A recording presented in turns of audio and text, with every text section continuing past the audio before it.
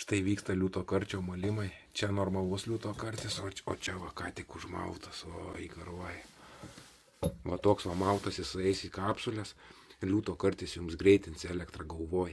Visi procesai galvoj greičiau suksis, tiesiog elektra galvoj atsigauna.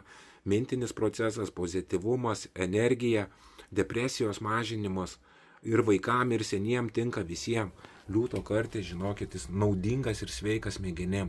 Jo grybieną aptaško mūsų smegenis elektra ir neuronas su neuronu jungiasi, taip jungiasi nauji neuronai ir taip atsigauna smegenys. Naujos aikštelės smegenų degasi, kur smegenys miegojo, ten jos prabunda. Taip mes tampam išmanesni, greitesni.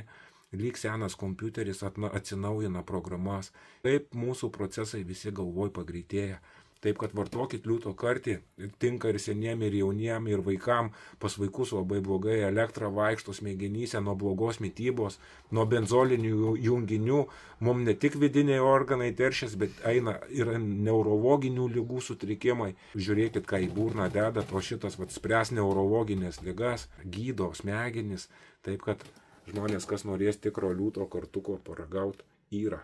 Štai tyriausias, švariausias mumijus iš Altajaus. Tiesiai pas jumis gali atkeliauti.